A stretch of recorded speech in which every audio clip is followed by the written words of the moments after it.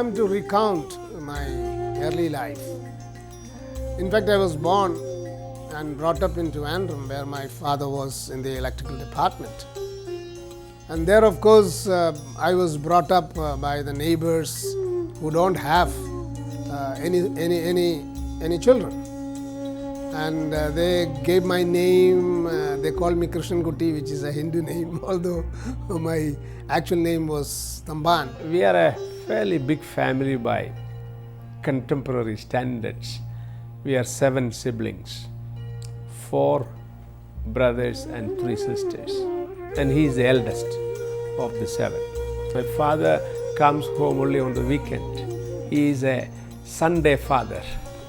Otherwise, Tambachayan used to represent our family, nuclear family in the joint family. He being the eldest of the 7, he had to take certain leadership right from his young age. His parents are very loving, and also there was family prayer in the house. We used to be together as young people of the village, helping with thatching the roof of a widow. We all together worked towards making a little broader road. Interestingly, you would find people objecting to giving space. I used to fast on Sundays, so I used to save that money and I gave it to a widow in the village. I used to smoke and I stopped. Decided to save that money, which was good enough to provide fees for a graduate student in a university. I started off my education in Vanmani Marthama School, went to Kodolanyi High School and then went to Marivanius for my intermediate. And having completed intermediate, I came to Gujarat for my degree in agriculture. And I served the Tamil Nadu government for 3 years in the horticulture department. And looking for a job, I got one with Kamanis in Jaipur in one of the factories. And I was there for about a year and then picked up a job in Delhi. My marriage was in 1965. First child was born in the year 1967. And the second is 1970. Then a girl, 1971. My elder son is now in Auckland, New Zealand, and my second son is in Houston, USA, and my daughter is in Dubai. We have 4 grandchildren. I joined the Caritas India, and that was there for 14 years. He was working in Caritas India. That is also related to social work. And Caritas India, they help poor children. There are visits, field visit, go to villages, meet the people and knowing about their problems. All this work is from the very beginning he was doing the social work. I've known Mr. T K Mathew for over 35 years now. That was the time when Mr. Mathew was working in Caritas India. Having some exposure to the activities of the church as well as to the public activities. So this gave him the possibility of taking leadership positions right from his young age. Mathew, many times I call him Saint Mathew. He will help anybody at any time. He is an exceptional human being and a professional. He is a good friend. He is a good leader. His true values of hard work, what we call salt of the earth. He is a very methodical person. If there is any problem, there is Mathew ji to take care of that. I have followed Mr. Mathew wherever he has gone, in the sense that he was the founder member of Pradhan. I became also a member. He came to the Rotary. After some years, I also joined. He was the president of the club, and I followed him. The next year, I became the president. Being so long deep-rooted in the voluntary sector, in the civil society movement, and also it has been, his spirited endeavor to see that Pradhan as a child grows.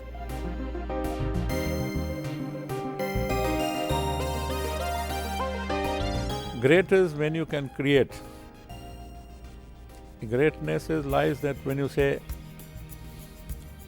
I am disposable. I've seen him work as a member of the club.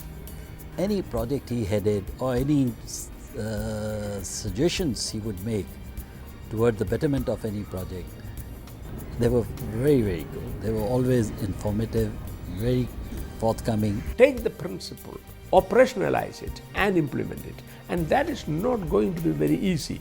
Every single person who takes on these things should be an innovator, and innovators are very few. The ferment of doing something to society has happened during the young days, and it had been influenced by the family, it was influenced by the civil society, it was also influenced by the church, the Bible lessons. I was associated with the same organization that Mr. Mathew was associated. It's called ASEFA. It's a Gandhian organization which originally started at the base from Bhudan farms, and they were called Sarv Seva farms. Those Gandhian values were practiced working together for the poor. Most of the time, most of us ask this question, what can I get? But rarely we ask the question, what can I give? Somebody who asks the question, what can I give to the society, to the community, should be there if the mission and the vision is to go forward. When he works in the slums, he really works with dedication, not only just as I've seen many NGOs work in slum areas, but the idea is to just more of their presence there rather than the effect on their being there to the community. Empathy he has, the humility he has towards work and dedication. We have more people like him, but of course he is unique. We can't easily have another Mr. Mathew. So his ability to inspire other people, to be positive all the time, to be optimistic. We have done what is called integrated development in emancipating communities and restoring them to their rights. I continue to be absolutely amazed at his capacity to work with the poor people and commit himself and his life and many more things that he did. And most of all, he lives on in his followers.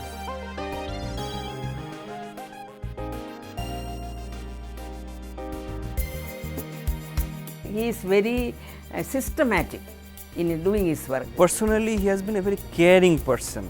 On the other hand, with his understanding of the voluntary sector, he has also been a source of knowledge to us. He is one of the few people who I've met who I would say wants to succeed all the time. There is no such thing as failure word in his vocabulary. I see him as a father. I treat him as my mentor. Mr. Mathew's thinking has very much influenced me, the teachers, and of course to the children. He has deep understanding and insight of the entire process of education. He's living a simplicity life. Taking decision, he is always ahead of us. As a person, for me, he is an elder brother. The 50 years of service has been very satisfying. You have to be salt of the earth so that you can give flavor to others. The salt is only flavoring the food for others. A light on the mount is not lighting for itself, it is for others. And a seed in the soil, when it sprouts and gives birth to a seedling, then it shrivels and finishes. Without affecting anybody's life, without denying anybody's right, we have been able to restore right, provide for people who really needed it and who really had a right to it.